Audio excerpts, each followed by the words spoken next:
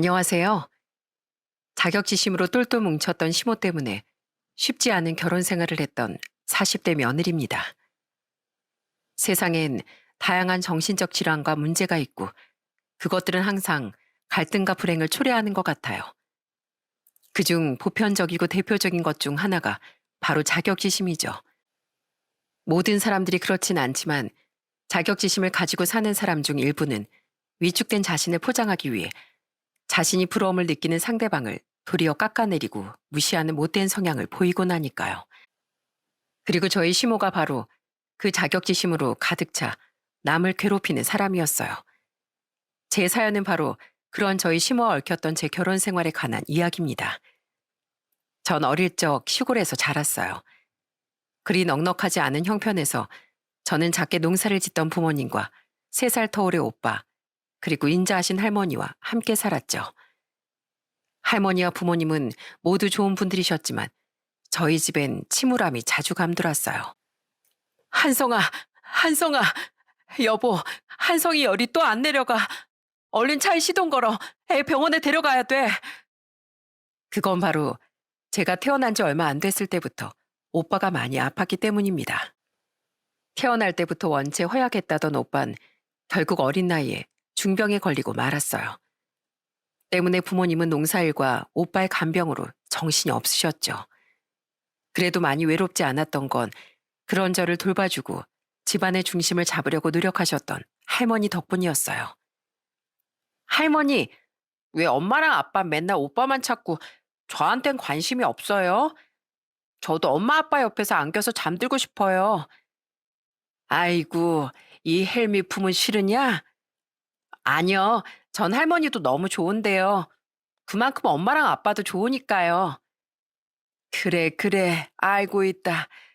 그런데 윤희야, 네 엄마 아빠 윤희 너한테 관심이 없는 게 아니라 지금은 너희 오빠한테 더 관심을 줘야 할 때라서 하는 수 없이 그러는 게다. 너희 엄마 아빠가 윤희 너를 얼마나 사랑하는데. 전 잘 모르겠는데 할머니는 어떻게 알아요? 네 오빠가 많이 아프지 않니? 자 봐라 윤희야. 너 며칠 전에 문지방에 발가락 크게 찧었지? 아직도 멍이 시퍼렇게 들어서 신발 신을 때면 그쪽 발만 더 조심조심하게 되고 걸을 때도 그쪽 발만 신경 쓰이지 않니?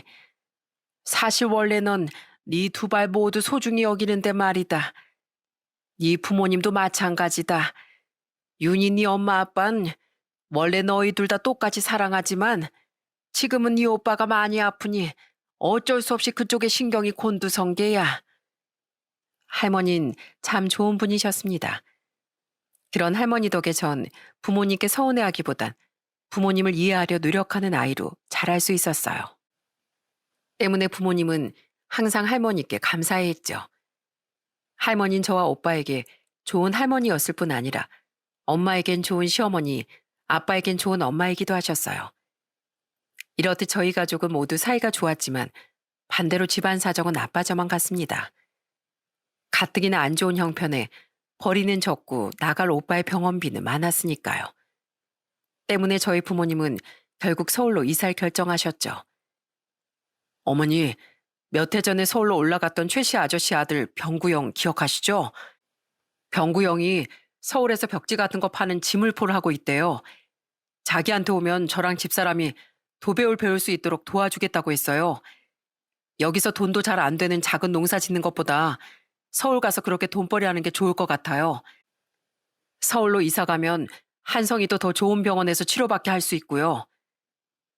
그렇게 전 나이 7살에 서울로 상경했습니다. 우린 방 하나 거실 하나짜리 월세방에서 살기 시작했어요.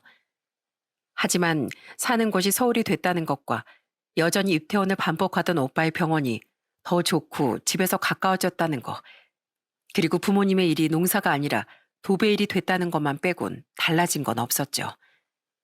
저는 서울에서 학교에 들어간 뒤에도 여전히 할머니와 더 자주 붙어 지냈고 아픈 오빤 항상 제게 미안해했어요. 그나마 다행이었던 건 집안 형편이 날로 좋아지기 시작했다는 거였습니다. 애미야, 애비야, 돈도 좋지만 너희도 좀 쉬어가면서 일을 해야지. 그러다 못 망가져. 그래도 바짝 벌 수 있을 때 벌어야죠, 어머님. 다행히 저희가 일도 빠르게 배우고 열심히 하니까 일이 많이 들어와요.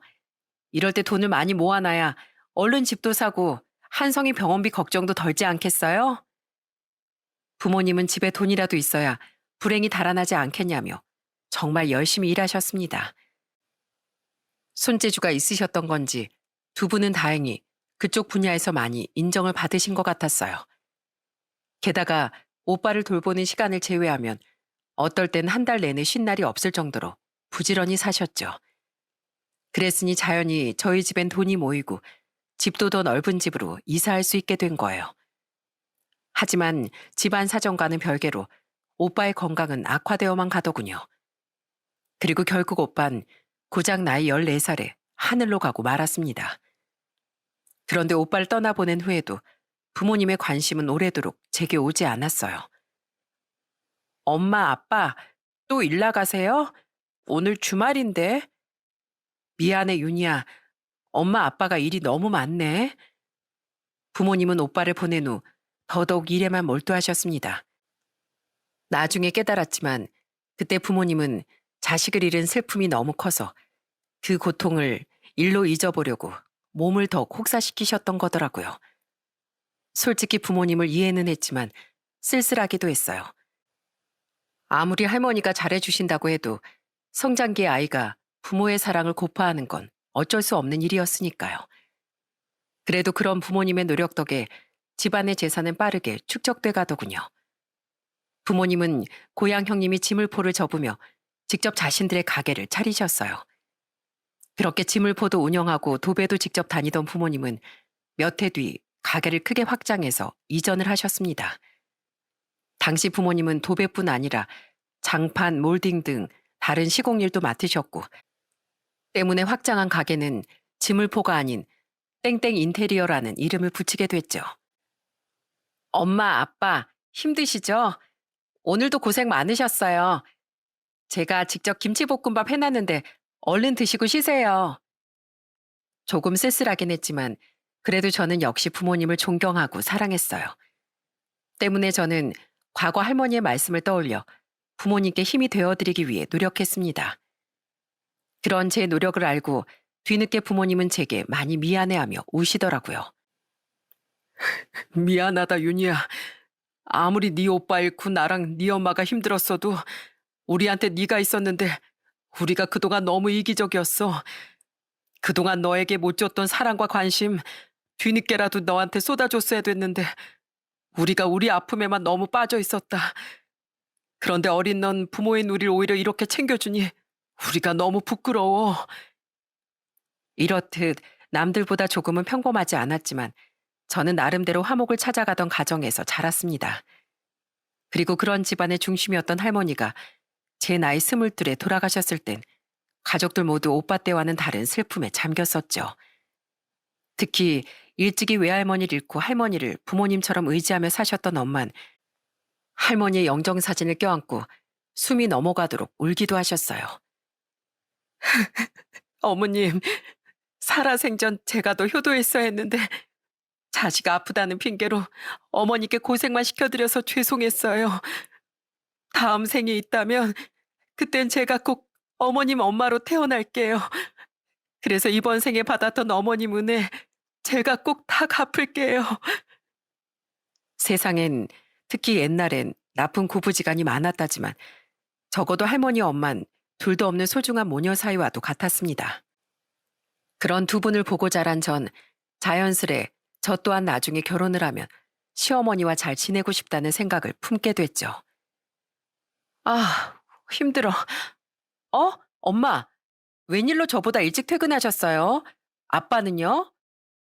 우리 딸 저녁 챙겨주려고 엄마만 먼저 일찍 들어왔지. 내가 네 오빠 돌보고 나중엔 일하느라 바쁘다는 핑계로 네 식사 한번 제대로 챙겨준 적이 없었더라고. 지금 생각하면 너에겐 참 미안한 일 투성이구나. 그래서 이제라도 엄마랑 아빠가 너한테 좋은 부모가 되어주고 싶다는 생각이 들었어. 할머니가 돌아가셔도 시간은 계속해서 흘러갔습니다. 대학 졸업 후 저는 꽤 규모 있는 좋은 회사에 다니기 시작했어요. 또한 부모님의 사업은 날로 커져 부모님은 서울 내 무려 가게를 4개나 갖게 되셨죠. 물론 이름은 인테리어 가게였지만 도배일로 맨바닥에서부터 시작하셨던 부모님의 가게는 여전히 도배일과 벽지, 장판 판매 등이 주였어요. 가게가 늘고 꽤 이름이 나서 부모님의 가게엔 의뢰를 하는 손님들 또한 많아졌습니다.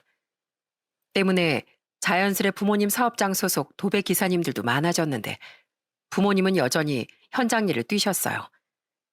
사업하는 사람이 현장 일을 안 뛰면 감이 떨어진다며 말이죠. 그런데 그 와중에 부모님은 이제라도 제게 잘해주고 싶다며 시간을 내서 절 챙겨주려고까지 하시더라고요. 저는 맨 땅에서 시작해 노력 하나로 집안을 일으켜 세운 데다 자식에게 미안하다는 말도 솔직하게 토로할 줄 아는 부모님을 무척 존경했어요. 엄마, 아빠, 저 결혼하고 싶은 사람이 생겼어요. 저보다 2살 많은 거래처 대리로 만난 사람인데요. 소소한 행복에 감사할 줄 아는 좋은 사람이에요. 그런 부모님께 자랑스러울 만큼 저는 좋은 남편감을 만나고 싶었습니다. 그리고 저는 나이 33살에 정말 그런 사람을 만나 결혼을 하게 됐어요. 남편은 검소하고 성실한 사람으로 무엇보다 작은 것에 감사할 줄 아는 모습에 결혼을 결심하게 됐죠. 어릴 적엔 우리 집이 아버지 사업 덕에 꽤 잘 살았었어. 어머니도 그땐 손에 물도 한번 안 묻히고 일도 안 하면서 사모님 소리 들으면서 사셨고. 근데 아버지 사업이 나 고등학교 들어가기 전에 망하면서 집이 주저앉았어. 그때 생긴 빚 갚느라 집도 팔고 전셋집으로 이사 갔고, 아버진 택시기사 일을, 어머니 남의 집 식당 일을 하다 나 대학생 땐 백반집을 직접 차리셨지. 그래서 나도 누나랑 여동생도 자연스레 검소하게 사는 습관이 몸에 밴 것 같아. 정말 힘들었겠다. 나도 어릴 적에 가난했어서 그 마음 잘 알아.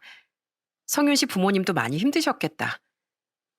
사업 망할 당시에 많이 힘들어 하셨는데 지금은 그렇지도 않으셔.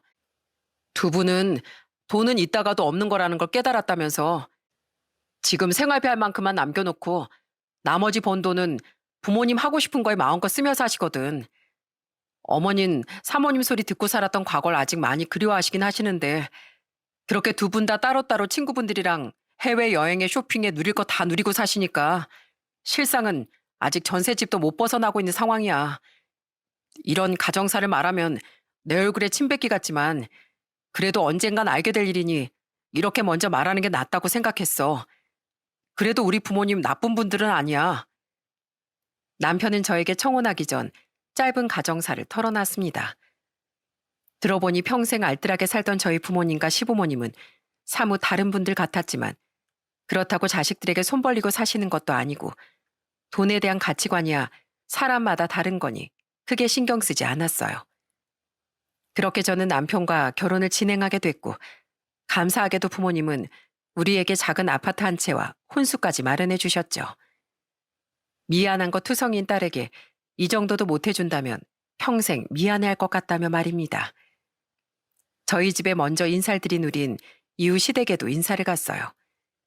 시부모님 또한 제게 잘해주시더군요.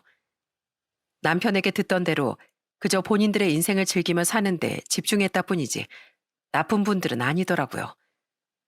남편보다 먼저 결혼했던 두 시누이와 시매부들도 좋은 사람들이었습니다. 그런데 두 분은 평생 도배일을 하셨다죠? 들으셨는지 모르겠지만 저도 백반집 사장입니다. 양가 부모가 모두 사장이니 애들은 어디 가서 기 좀 서겠는데요. 단지 이후 열린 상견례 자리에서 저는 시모의 허세끼를 조금 느꼈어요. 한창 화기애애한 분위기를 이어가던 와중 시모는 뜬금없이 자신의 백반집 자랑을 저희 부모님 앞에서 늘어놓기 시작했거든요. 다들 백반집 하면 좀 초라하고 낡은 식당을 생각하는데 제 식당은 작고 낡긴 해도 입소문이 자자한 곳이에요. 우리 백반집엔 유명인들도 단골로 종종 찾아온다니까요. 제가 가게 키우려고 마음만 먹으면 얼마든지 더 넓고 좋은 곳으로 옮길 수 있는데 아시다시피 나이가 들면 영 체력이 붙이지 않습니까? 뭐 어차피 나중에 돈 싸들고 하늘로 갈 것도 아니니 그저 딱 나 쓰고 즐길 만큼만 벌고 말자 싶어서 쉬엄쉬엄 하고 있는 거예요. 제 남편도 마찬가지고요. 그러시군요. 현명하십니다. 이제 자식들도 다 키운 마당에 남은 삶은 즐기고 사는 게 제일이지요. 그렇죠? 그나저나 애들한테 작은 아파트 한 채 마련해 주기로 하셨다죠? 너무 감사합니다. 사실 저희도 그만큼은 아니어도 어느 정도 애들한테 결혼 자금을 지원해 주려고 했어요. 그런데 애들이 그래도 스스로 자립하는 게 나을 것 같아서 아무 말 안 했던 거거든요. 뒤늦게 그래도 부모 마음이 이건 아닌데 싶어서 혼수라도 해주려고 했는데 두 분이 혼수 비용까지 다 지원해 주셨다는 말 듣고 부끄러웠네요. 정말 감사드립니다. 당신 그만해. 요즘 상견례 자리에선 돈 이야기 오고 가는 거 아니래. 듣고 웃기만 하던 시부가 말리며 시모의 말은 끝이 났습니다. 솔직히 그때만 해도 시모가 자랑을 좀 좋아하는 성격이구나 싶었을 뿐 아무 생각이 없었어요. 시모가 돈을 지원해 주려고 했다는 이야기도 그냥 그러셨구나 하고 말았죠. 그런데 결혼한 지 얼마 뒤 다 같이 시댁에 모인 자리에서 남편과 전 시모의 그 말이 전부 거짓말인 걸 알게 됐어요. 근데 어머님, 예전 상견례 때 말씀하셨던 어머님 가게 단골 유명인이요. 그게 누구예요? 남편한테 물어봐도 어머님 식당 일은 잘 모른다고 해서요. 저 너무 궁금해요. 그건 너 몰라도 돼. 유명인? 무슨 유명인 말하는 거야? 형님이랑 아가씨는 그때 상견례 자리에 참석 안 해서 모르시겠구나. 그때 어머님이 말씀하셨거든요. 어머님 백반집 나름 입소문난 집이라 단골 유명인들도 있다고요. 에이? 말도 안 돼. 우리 엄마 음식 별로 맛없어. 오늘 엄마가 해준 음식만 먹어봐도 알잖아, 옳게. 백반집도 식사 시간대 빼곤 파리만 날리는데 무슨 입소문.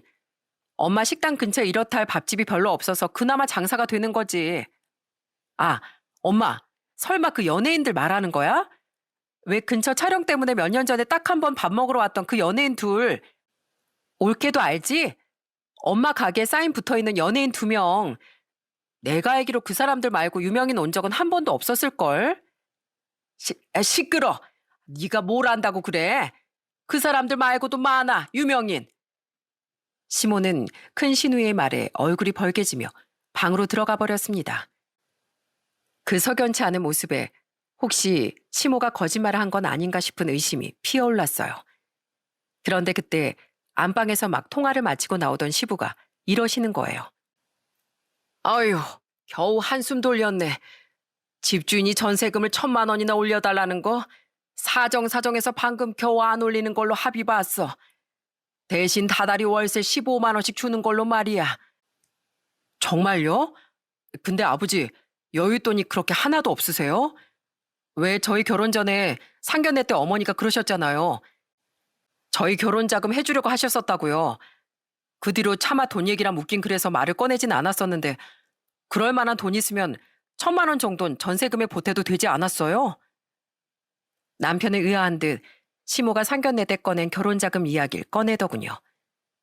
그러자 시부는 얼굴을 붉히며 신경질을 내듯 이렇게 말했어요. 아이고, 그때 얘기라면 꺼내지도 마라. 내 창피해서 원. 당장 네 누나 동생 시집 보낼 때도 돈 한 푼 못 해줬는데 전세 살면서 근근히 먹고 사는 우리한테 그럴 만한 돈이 어디 있었겠냐. 네 엄마가 자꾸 너 결혼할 때 집안 차이가 너무 많이 나니까 괜히 우리 기죽는 거 아니냐고 걱정을 그렇게 했었다. 그래서 아예 애들만 잘 살면 되지 무슨 상관이냐고 내가 말했었는데 그게 계속 그렇게 자존심 상했나 봐.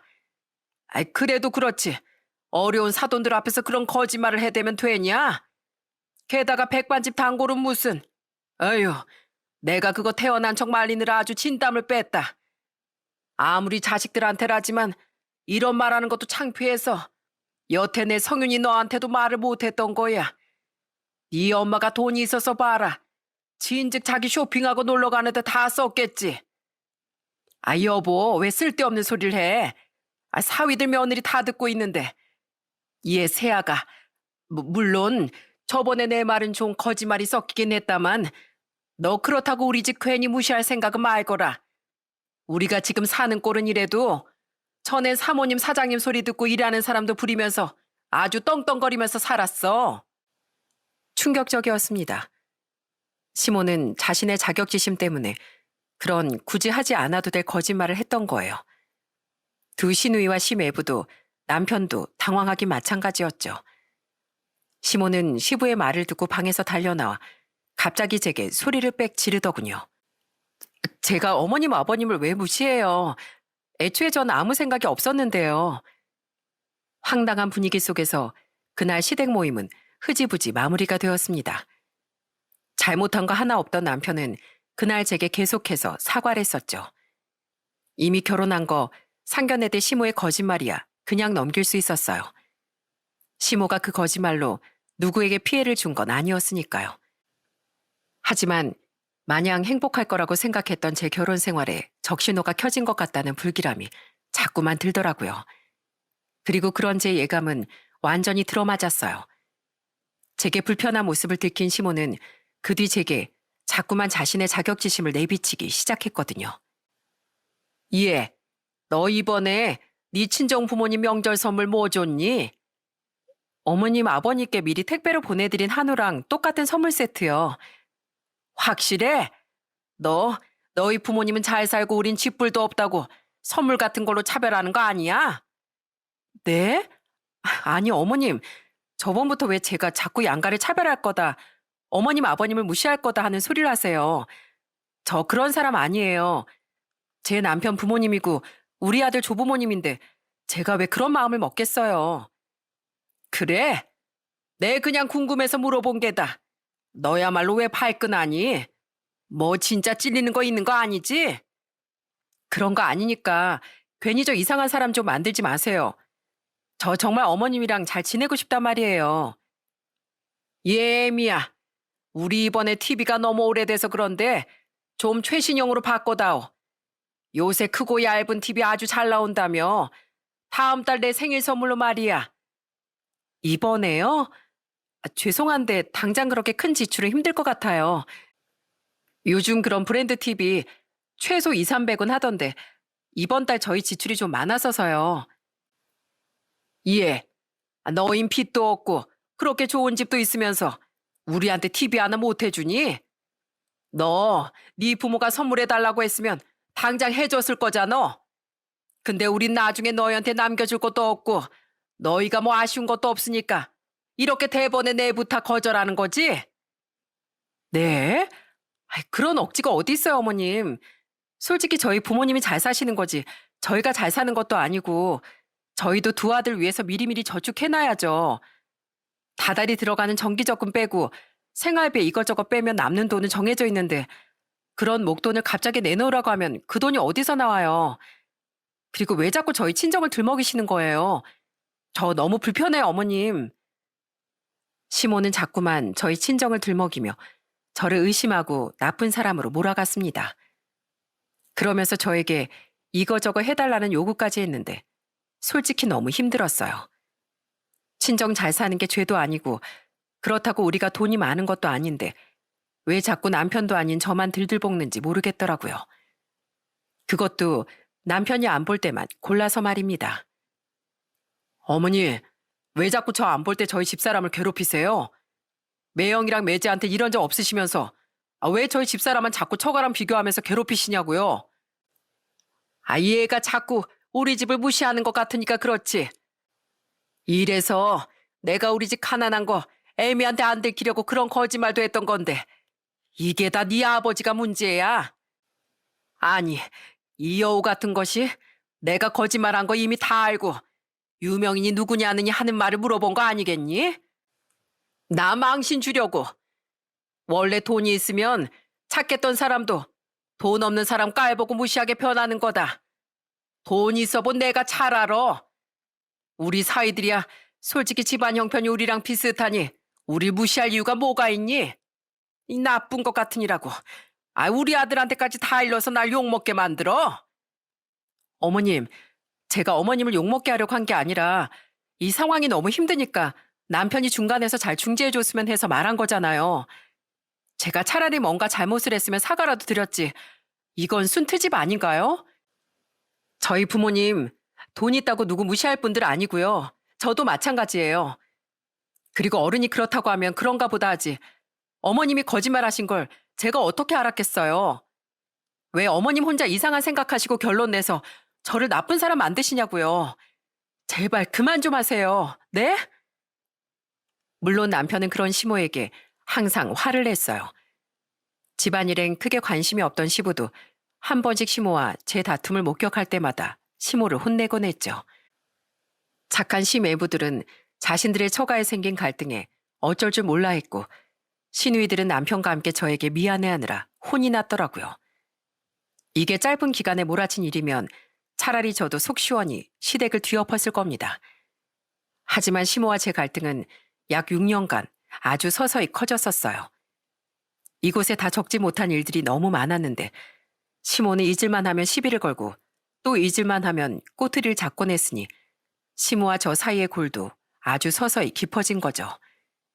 게다가 남편과 다른 시댁 식구들이 항상 제게 미안해했으니 가족의 구성원인 시모를 최대한 참고 교류하며 살았던 거죠. 에휴, 사는 게 어떻게 다 내 뜻대로만 되겠니? 너무 어른한테 목청 높이지 말고 최대한 네 시어머니랑 부딪힐 일 만들지 마라. 박서방, 자네도 자네 잘못도 아닌데 마음고생이 많겠구먼. 아닙니다, 장모님. 제가 가운데서 더 잘 중재를 해야 하는데 쉽지가 않네요. 정말 죄송합니다. 세월이 세월이다 보니 저희 친정 부모님 또한 저와 시모의 갈등을 얕게나마 알게 되셨어요. 두 분이 속상해하실까봐 너무 깊게는 말씀 안 드렸지만 시모의 자격지심으로 인해 제가 힘들어한다는 것쯤은 알고 계셨던 거죠. 그래도 평소 제 남편이 저희 부모님께 마치 먼저 간 오빠가 생각날 만큼 아들처럼 잘했기에 두 분은 남편을 탓하진 않으셨습니다. 워낙 돌아가신 할머니께 효자 효부셨던 부모님은 그래도 제가 남편의 어머니인 시모와 잘 지내려고 노력해보는 게 맞다고 생각하셨어요. 아무래도 옛날 분들이니 말이죠. 마찬가지로 저 또한 할머니와 자라며 어른을 공경해야 한다고 배우고 살기도 했고 무엇보다 사랑하는 남편의 어머니였기에 시모에게 최소한의 도리는 하며 살려고 최선을 다했습니다. 하지만 그런 제 인내심이 결국 뚝 끊어지는 사건이 발생하고 말았어요. 이사요, 아버님? 그래, 집주인이 이번엔 진짜로 전세금을 3천만 원이나 올려야겠다기에 하는 수 없이 다른 전셋집을 구했다. 지금보다 좀 더 작고 낡은 빌라긴 한데 전세금 맞추려면 거기가 한계였어. 요즘 집값이 하도 올랐다 보니까 거기 주인도 저렴하게 집 빌려주는 대신 도배는 못 해준대. 비어있는 집이니 2달 뒤 이사 가기 전에 도배라도 싹 해야지. 얘 어머마, 괜히 우리 돈 써서 사람 부를 거 없이 네가 좀 가서 해봐라. 너 도배집 딸내미잖니? 셀프 도배 같은 게 요새 유행이라는데 너 그런 거 할 수 있지? 제가요? 죄송한데 전 도배 못해요, 어머님. 저희 부모님하고 다르게 전 그쪽 일에 관심이 전혀 없었거든요. 넌 대체 된다는 게 뭐냐? 부잣집 딸내미면서 비싼 선물도 턱턱 못 해준다고 하지. 도배하는 부모를 뒀으면서 도배도 못한다고 하지. 아무튼 있는 것들이 더 얌체 같다니까. 얌체요? 어머님, 진짜 이건 아니죠. 저 진짜 못 참겠네요. 막말로 어머님이 저희 부모님 돈 많이 버는데 뭐 보태주셨어요? 아니면 절 키워주셨어요? 대체 왜 사사건건 제가 뭘 안 사준다고 건방지다. 잘해드려도 왜 이렇게 통이 작냐? 우리 집 무시하냐? 바라고 불평불만만 늘어놓으세요. 가만히 있는데 욕먹는 거 진짜 기분 나쁜 거 아세요? 그래. 결국 네 본성이 나오지? 돈 없는 난 시엠이라고 생각도 안 하니까 저렇게 못 참겠네 뭐네 하면서 소리를 바락바락 지르지. 야, 나도 한땐 사모님 소리 듣고 일하는 사람들이 내 눈 쳐다도 못 보고 그랬어. 좀 산다고 네가 무시하고 그럴 만한 사람이 아니란 소리야, 내가. 그만 좀 하세요, 어머니. 진짜 어머니 정신과라도 가보셔야 할 것 같아요. 이 사람 가만히 아버지랑 대화만 하고 있었는데 왜 자꾸 억지를 쓰세요? 여보, 애들 데리고 그만 가자. 어머니 날이 갈수록 당신한테 시비 거는 수위가 심해지시는데 이런 거 앉아서 듣고 있을 필요 없어. 결국 그날 전 시모에게 쌓였던 화가 뻥 터져버렸어요. 남편 또한 이건 아니라며 저와 애들 데리고 시댁을 나와버렸죠. 남편은 한동안 시댁엔 가지 말자고 제게 말하더군요. 저도 시모의 얼굴을 웃으며 볼 자신이 더는 없어 마음속으론 시모를 거의 포기해버렸죠. 차라리 이번 기회에 이렇게 덜 보고 사는 게 저뿐 아니라 시모의 정신건강에도 좋겠다 싶었어요. 그런데 시모는 그날 제가 셀프 도배를 거절하고 자신에게 소리까지 지른 일에 대한 앙금을 품었던 겁니다. 그걸 저는 몇 주 뒤늦게 알게 된 거예요. 예윤이야, 오늘 같이 점심 먹기로 한 거 저녁으로 좀 미루자. 잠깐 어제 도배하러 갔던 현장에 나랑 네 아빠랑 다시 가봐야 할 것 같아서 말이야. 두 분 요즘 현장 일 잘 안 나가시잖아요. 그런데 주말에도 나가서 일을 하시게요? 일이 좀 그렇게 됐어. 아무튼 이따 만나자 우리 딸. 그날은 토요일로 우린 아이들과 함께 부모님과 점심 식사를 하기로 했습니다. 그런데 엄만 전날 도배를 해준 집에 문제가 조금 생겼다며 약속을 저녁으로 미루자고 하시더라고요. 이미 일찌감치 일어나 천천히 나갈 준비를 했던 우린 이참에 그냥 아이들 데리고 일찌감치 외출을 하기로 했어요. 차를 끌고 복합 쇼핑센터로 간 우리 부부는 애들과 함께 키즈카페도 가고 구경도 하며 약속 시간을 기다렸죠. 바쁘신가? 전화를 안 받으시네? 식당 예약하려고 했는데. 그럼 장인 장모님 일하고 계시는 동네로 미리 가 있을까? 슬슬 애들도 돌아다니기 지쳐하는 것 같은데. 그래, 그러자. 아마 매장에 전화하면 직원분이 두 분이 어디로 가셨는지 말해줄 거야. 하지만 두 분은 6시가 되도록 전화를 받지 않으셨습니다.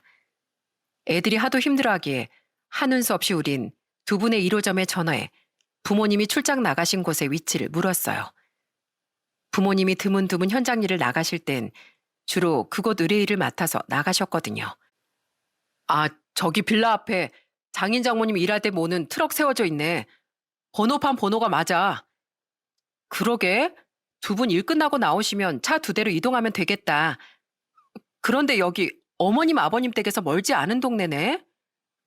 두 분이 출장 가신 곳은 시댁에서 꽤 가까웠던 동네 한 낡은 빌라였습니다. 부모님 가게 직원은 두 분이 가신 1층의 집의 호수까지 알려주셨지만 남의 집의 관계자도 아닌 우리가 들어가는 건 예의가 아닌 것 같아 우린 빌라 건너편에 차를 대고 기다렸어요. 선선한 날씨에 창문도 살짝 열어두고 말이죠. 아, 어떻게 벽지가 좀 운다고 이걸 다 떼어내고 새로 도배를 해요? 그리고 이건 아까도 말씀드렸지만 여긴 벽지가 오는 게 아니라 벽 자체가 울퉁불퉁한 거라고요. 자요, 만져보세요, 안사돈. 난 그런 거 모르겠고 사돈들이 도배 쪽에선 그래도 알아주는 사람들이라면서요. 그럼 튀어나온 벽도 평평하게 만들어줄 줄 알아야죠. 아무리 사돈지간이라지만 공과사는 확실히 해야 하는 거 아니에요? 내가 돈을 주고 불렀으니 내 마음에 들게 일을 마무리해야죠. 그런데 어디선가 자꾸 익숙한 목소리가 들려오지 않겠어요? 그건 분명 저희 아빠와 시모의 목소리 같았습니다. 특히 시모 특유의 쩌렁쩌렁하고 살짝 긁힌 듯한 목소린 대번에 알아들을 수 있었죠. 놀라서 남편과 두리번거려 보니 부모님이 출장을 나간 빌라에서 들려오는 것 같더군요. 그곳 빌라 1층에 위치한 집에서 열린 창문 틈으로 새어나오는 고함 소리들이었죠. 이거 어머님하고 우리 아빠 목소리 맞는 것 같지? 서로 안 싸돈 사돈하는 거 보니까 맞는 것 같은데? 설마 장인 장모님이 지금 도배하고 계신 집이 우리 부모님이 이사할 집인가? 그러고 보니까 2주 뒤면 두 분이 이사한다고 말했던 날이잖아. 부모님 집도 이 근처고 맞는 것 같은데? 우린 시부모님이 새로 구했다던 전셋집이 그 집인 것 같다는 불길함에 휩싸였습니다. 우선 저는 남편에게 애들을 보고 있으라고 말하곤 얼른 그 빌라 안으로 향했어요. 저는 가게 직원이 말해준 호수 앞으로 다가갔고 역시나 그 집 안에서 두 분의 고함 소리가 계속 흘러나오고 있더군요. 다행히 문은 말발굽으로 고정된 채 살짝 열려 있었기에 저는 발소리를 죽인 채 안으로 들어가 봤어요. 집 안은 새로 도배가 막 끝난 집처럼 깨끗하고 환했는데 거실 한복판에선 정말 저희 아빠와 시모가 언쟁을 벌이고 있더라고요. 옆에선 저희 엄마 또한 화가 난 표정으로 팔짱을 끼고 계셨고요. 진짜 우리한테 왜 이러십니까? 안 사돈이 그러셨잖아요. 이사가 전셋집 도배를 새로 해야 하는데 아무한테나 맡기게 못 믿었기도 하고 돈도 별로 없어서 우리한테 부탁을 좀 해도 되냐고요. 게다가 평소 사이 안 좋은 우리 딸한테 말하면 불쾌할 게 뻔하니 안 사돈 자존심을 위해서 우리 딸한테 말도 하지 말아달라지 않았습니까? 그렇게 부탁할 땐 언제고 왜 이렇게 우리 못 잡아먹어서 안달이에요? 우린 그래도 사돈이니까 최대한 배려할 건 다 해드렸어요. 기왕이면 저희 딸이랑 관계도 잘 풀어주셨으면 하는 마음에 저희 딸한테 말도 안 하고 좋은 마음으로 사장인 우리가 직접 나왔다고요. 게다가 최대한 비용도 저렴하게 받으려고 하는데 먼저 제일 비싼 실크 벽지가 뭐냐고 물으시더니 그걸로 도배해달라고 하질 않나. 그래도 좋은 게 좋은 거라고 다 해드렸더니만 어젠 확인하러도 안 오셨다가 해 뜨면 오늘 아침에 확인해보니 상태가 엉망이라면 난리를 치시질 않나. 그것까지도 와서 원하는 대로 다 해드렸잖아요. 그런데 왜 우릴 여태 가지도 못하게 하고 계속 트집을 잡으세요? 내가 그래도 돈 주는 입장인데 내 마음에 안 드니까 그렇죠. 사돈들이 아무리 부자라고 해도 지금은 돈 주는 내가 갑 아닙니까? 아침부터 보니 벽지도 다 울고 벽도 울퉁불퉁하고 각도 안 맞잖아요. 그럼 당연히 다시 해줘야죠. 이보세요, 안사돈. 안사돈 아침 일찍부터 와서 환기시킨다고 문 죄다 열어놨다고 했죠? 아직 날이 선선해졌어도 아직 밖에 습기가 많으니 제가 환기는 일러도 오늘 오후부터 시키라고, 아니면 벽지 운다고 하지 않았습니까? 그런데 오자마자 보니 집안 창문이란 창문은 다 열려있고 벽지 사이사이 뜯어놓기까지 했잖아요. 게다가 원래 콘크리트가 튀어나와 있는 걸 대체 우리들 어쩌라는 겁니까? 우린 그래도 꾹 참고 해달라는 대로 다 해드렸는데 여기서 뭘 더 어쩌라고요? 집이 꿉꿉한 것 같으니까 환기시키려고 문 열어놓은 거고, 그거야 전문가들이 알아서 미리 방지를 해놨어야죠. 벽지 뜯어놓은 거야 벽지가 오니까 풀을 대충 발라놓은 거 아닐까 싶어서 내가 확인해 본 거고요. 이보세요, 사돈. 내가 지금은 좀 이래 보여도 예전엔 다 사람도 부려보고 했어요. 돈 주고 사람 부리는 일에 일가견이 있다 이 말입니다. 돈을 받기로 했으면 고객이 원하는 대로 다 맞춰줄 줄 알아야지 어디서 목소리를 높여요. 그쪽들이 돈 좀 많다고 나보다 위인 줄 알아요? 아무튼 목소리만 크고 돈 좀 있다고 거들먹거리는 게 딱 자기들 딸이랑 똑같네. 기가 찼습니다. 시모는 말도 안 되는 억지를 쓰며 저희 부모님께 갑질을 하고 있던 거예요. 제가 알면 분명 부모님께 도와주지 말라고 할 게 뻔하니 제게 비밀로 해달라고 하며 저희 부모님을 골탕 먹이고 있었던 겁니다. 마지막으로 절 들먹이며 비아냥대는 시모의 말에 그 모든 일이 역시나 저에 대한 앙금에서부터 시작됐다는 걸 알 수 있었죠. 그 기가 막힌 상황에 열이 끝까지 뻗친 전 집안으로 성큼성큼 들어갔습니다. 그런데 그보다도 먼저 옆에서 가만히 보고만 있던 저희 엄마가 폭발을 하시더라고요. 아내 이 망할 여편네야. 안 한다고? 아휴, 안사돈 지금 뭐 하는 거예요? 그깟 돈 주지 마세요. 안 받고 도배도 안 해주면 그만이니까. 이 여자가 보자 보자 하니까 봐주는데도 한계가 있지. 어디서 되도 않은 갑질이야. 그리고 어디서 감히 우리 딸을 욕해? 엄만 벽면에 있던 도배지를 모조리 뜯기 시작하셨어요. 경악을 하는 시모에게 고래고래 소리를 지르며 말이죠. 아빤 그런 엄마를 지켜보다 바로 옆에 붙어서 벽지를 함께 뜯어버리셨어요. 아이고, 이 비싼 실크 벽지를 왜 뜯는 거예요? 네? 마음에 안 든다면서요. 내 진즉 우리 안 사람처럼 승질머리를 안 참았어야 했는데 괜히 참다가 내 딸 욕만 들었습니다. 여보, 다 뜯어, 다. 이봐요, 안사돈. 우린 그동안 우리 딸한테 그쪽하고 문제가 있다는 얘기를 들었어도 최대한 잘 타일렀습니다. 그쪽이 잘해서가 아니라 어른한테는 어느 정도 져드리는 게 아랫사람 된 도리라고 생각했으니까요.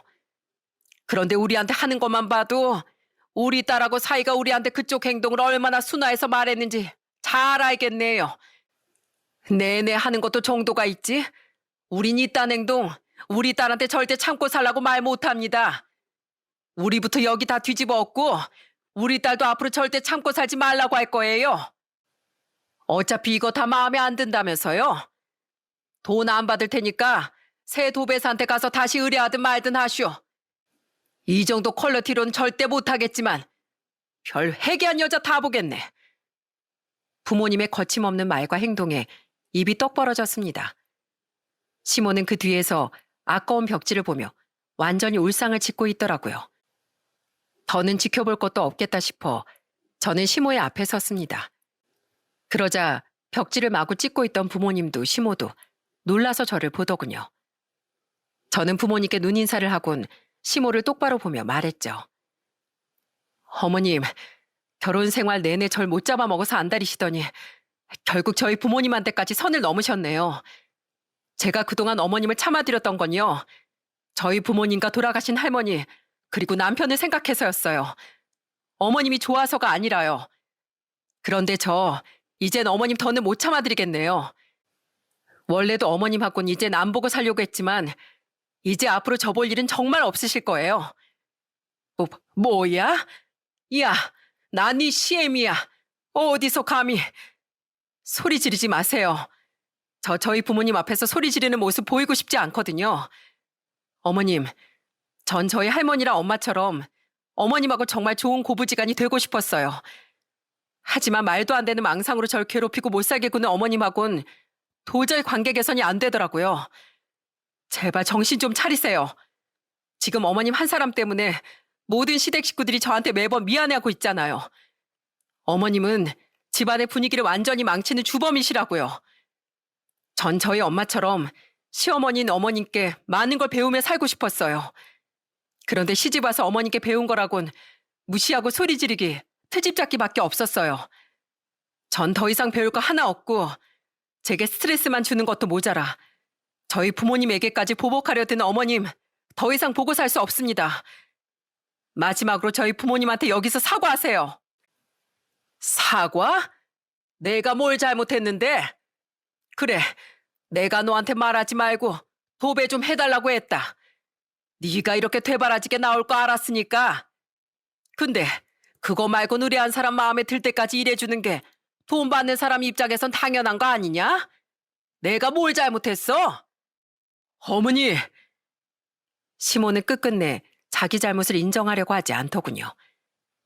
이 사람은 정말 안 될 사람이다 싶던 차에 뒤에서 이번엔 남편의 목소리가 들렸습니다. 남편은 차에 두고 올 수 없었는지 아들들을 잠시 현관 옆에 있던 방 안으로 들여보냈어요. 그리고 우리에게 다가와 시모를 벌개진 눈빛으로 바라보며 소리쳤죠. 너까지 여기는 어떻게 왔어? 어떻게 오면요? 어머니 대체 왜 이러세요? 저 정말 결혼하고서 어머니 때문에 항상 죄인으로 살았어요. 장인 장모님께도 집사람한테도요. 장인 장모님하고 집사람이 대체 무슨 잘못이에요? 그저 열심히 살다가 저 만나서 저한테 잘해준 것밖에 없는데 왜 어머니한테 이런 꼴을 당해야 하냐고요? 저번에도 말씀드렸죠? 갈수록 심해지는 어머니 행동 더는 못 두고 본다고요. 저 밖에서 네 사람 대화 이미 다 들었어요. 전 어머니 아들이지만 이젠 집사람하고 아이들을 최우선으로 지켜야 하는 한 집안의 가장이기도 합니다. 그러니까 저 집사람 지키기 위해 더는 어머니 안 보고 살 거예요. 얼른 장인 장모님께 사과하시고 제 안사람한테도 미안하다고 하세요. 끝까지 잘못 인정 안 하시면 앞으로 손주들까지 평생 못 보실 줄 아세요. 난 잘못한 게 없다니까. 자식 키워봐야 하나 소용없지. 지 엄마한테 바락바락 소리나 지르고. 난 못해. 나쁜 건 돈 있다고 사람 무시하는 이 사람들이야. 그럼 얘긴 끝났네요. 여보, 여기 더 있을 것도 없어. 우리 어머니는 어차피 사과 안 할 거니까 우린 앞으로 어머니 안 보고 살면 그만이야. 애들 데리고 나가자. 장인어른 장모님, 정말 죄송합니다. 우선 나가시죠. 잔뜩 화가 난 남편은 우리 모두를 끌고 그 집에서 나왔습니다. 그 와중에도 시모는 뒤에서 이 배은망덕한 거사 하고 소리 지르며 끝까지 뻔뻔한 모습을 보이더라고요. 그 뒤 우린 부모님 집으로 다 함께 돌아왔어요. 그곳에서 남편은 두 분께 눈물을 뚝뚝 흘리며 사죄했죠. 죄송합니다. 제가 진즉 어머니를 끊어냈어야 했는데 그걸 못해서 두 분께 이런 몹쓸 일을 만들어 드렸어요. 이제라도 저 정말로 어머니 안 보고 살겠습니다. 에휴, 자네가 무슨 잘못이겠나. 하지만 우리도 더 이상 자네 모친을 우리 딸과 보고 살게 하라는 말은 못하겠네. 그리고 윤희야, 미안하다. 우린 그냥 너에게 도움이 되고 싶은 마음에 네 시어머니를 도왔던 건데 그게 이런 소란으로 돌아왔을 줄은 몰랐어. 아니에요. 오히려 제가 죄송하죠. 저 때문에 두 분이 안 들어도 될 소리만 들으셨잖아요. 정말 죄송해요. 남편은 부모님께, 부모님은 저에게, 저는 부모님께 사과를 해야 했던 가슴 아픈 날이었습니다. 그 뒤 남편은 시부에게 전화해 자초지종을 말한 후 정말로 더는 시모를 안 보고 살겠다는 말을 하더군요. 놀란 시부는 제게 전화를 바꿔달라고 말한 뒤 제게 크게 사과를 하셨어요. 많이 놀랬지? 미안하다. 에휴, 이 여편 내가 도배 문제는 신경 쓰지 말라고 할 때부터 이상하더라니. 어쩌다 그 여자가 그렇게 몹쓸 사람이 됐는지 모르겠다. 그래, 그동안 네가 네 시어머니 많이 참아준 거 안다. 이제 네 시애미 안 보고 산다고 해도 난 충분히 이해해. 정말 미안하다, 애미야.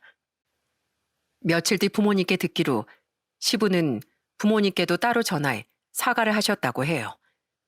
또한 부모님이 됐다고 하시는데도 그 집 도배를 하는데 들어갔던 비용의 곱절을 두 분을 찾아가 드렸다고 하더라고요. 게다가 시누이들까지 따로 제게 전화해 사과하는 모습을 보니 남편을 향한 안타까운 마음이 들었습니다. 그렇게 다들 좋은 사람인데 왜 시모만 그런 이상한 성격이 되어 남편이 항상 죄인이 되나 싶어서 말이죠. 이후 시부가 알아본 저렴한 업체에 맡겨 시부모님은 저희 부모님이 뜯어놓은 부분만 새로 도배를 하고 이사를 했다고 합니다. 하지만 2년이 지난 지금까지 저는 그 집을 더 이상 찾아가 본 적이 없어요. 그날 이후 남편과 저는 정말로 시모를 보지 않고 살고 있거든요.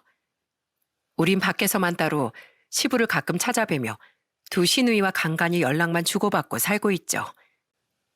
남편이 안타깝긴 해도 저희 부모님에게까지 못된 짓을 하려고 든 시모를 저는 여전히 보고 싶지 않습니다. 게다가 큰 시누에게 듣기로 시모는 잘못을 뉘우치긴커녕 고작 그깟 일로 연을 끊어버린 우리를 불효자식이라며 욕을 하고 있다더라고요. 나랑 동생도 내 남편이랑 제부도 엄마한테 제발 사과하라고 몇 번이나 말했었어. 근데 우리한테까지 막 역정내는 모습을 보고 우리 네 사람 다 엄마한테 많이 실망할 수밖에 없었어. 아빠 뵈러 집에 가끔 가긴 하는데 다들 엄마랑은 말도 잘 안 해. 아빠는 엄마한테 참 못났다고 혀를 차시면서 같은 집에서도 거의 남남처럼 사셔. 에휴, 어쩌다 엄마 한 사람 때문에 집이 이렇게 됐나 몰라. 그렇게 시모는 지금껏 시댁에서 거의 소외당한 채 살고 있다고 합니다. 하지만 자신은 여전히 잘못한 게 없고 오히려 피해자인 척한다는 큰 시누이의 말에 그 모든 건 자업자득이라는 생각이 들었어요. 시모는 그렇게 자기 스스로 마음의 벽을 쌓고 외톨이가 되어버린 거죠. 저는 그런 시모에게 잘하려고 노력하려는 마음을 깔끔히 접고 지금은 저희 부모님에게만 더 효도하며 잘 살고 있습니다. 그날 이후 원래도 저희 부모님께 잘하던 남편은 죄송한 마음까지 더해져 거의 두 분의 진짜 아들처럼 잘하며 살고 있어요. 그런 남편이 때로는 애처로워 보여 저는 한 번씩 말없이 남편을 꼭 안아주곤 해요. 심술을 부리던 시모에게 남은 건 결국 지독한 외로움뿐이었습니다. 그런 시모를 보면 이런 생각이 들더라고요. 사람을 진정으로 가난하게 하는 건 돈이 아니라 지독한 마음의 결핍이라고 말이죠. 시모가 잃어버린 부에만 집착하며 자격지심에 휩싸이기보다 남편이나 시누이들처럼 가진 것에 만족하고 그 안에서 행복을 찾으며 살았다면 분명 지금과 다른 미래가 펼쳐졌을 테니까요. 이처럼 사람은 현재에 감사하며 살아갈 줄 알아야 불행이 아닌 행복에 다가설 수 있는 것 같아요. 그 이야기를 하고 싶어 이렇게 사연도 보내게 된 거죠. 언제가 될지 모르겠지만 시모가 언젠간 진심으로 자신의 잘못을 반성하고 저와 부모님께 사과할 수 있는 날이 왔으면 좋겠습니다. 시모를 위해서가 아니라 가끔 시모를 떠올리면 남몰래 괴로워하는 제 남편을 위해서 시모가 꼭 정신을 차렸으면 좋겠어요. 또한 그때가 오든 오지 않든 저는 시모와 달리 너무 바르고 착한 제 남편을 아내로서 항상 위해주며 살려고 해요. 그럼 전 이만 사연을 마치고 다시 일상으로 돌아가 보겠습니다. 제 이야기 끝까지 들어주셔서 감사하고 모두들 행복하세요.